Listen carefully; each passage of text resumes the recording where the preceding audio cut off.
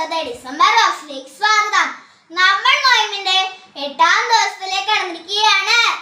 ഇന്നത്തെ വചനം പ്രഭാഷകൻ 31 അധ്യായം 13 വാക്യം.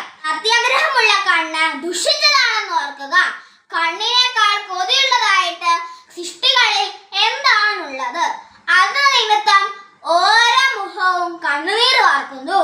പ്രിയപ്പെട്ടവരെ, നോയമ്പിന്റെ ഈ ദിവസങ്ങളിൽ നമ്മുടെ ഉള്ളിലുള്ള അത്യാഗ്രഹത്തിന്റെ അടക്കാൻ പറ്റാത്ത ദുർമോഹങ്ങളുടെ തലങ്ങളെ വിശദീകരിക്കേണ്ടിയിരിക്കുന്നു. കാണുന്നതെല്ലാം പറിച്ച് സ്വന്തമാക്കാനുള്ള കണ്ണിന്റെ വലിയ കൊതി, അതിനെ പറ്റിയാണ് വചനം നമ്മളെ ഓർമ്മിപ്പിക്കുന്നത്.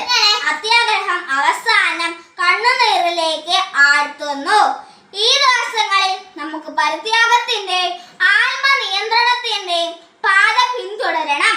നമുക്ക് അടക്കാൻ പറ്റാത്ത മോഹങ്ങളെ, കണ്ണിന്റെ ദുരാശകൾ, പ്രത്യേകിച്ച് മാധ്യമങ്ങളിലൂടെ, മൊബൈലും നെറ്റ് പോലുള്ള കാര്യങ്ങളിലൂടെയൊക്കെ നമ്മുടെ ഉള്ളിലേക്ക് കടന്നു വരുന്ന തിന്മയെ നിയന്ത്രിക്കാനായിട്ട് ഈ നോയമ്പ് കാലത്ത് നമ്മളെ തന്നെ വിശദീകരിക്കാൻ നമുക്ക് പരിശ്രമിക്കാം.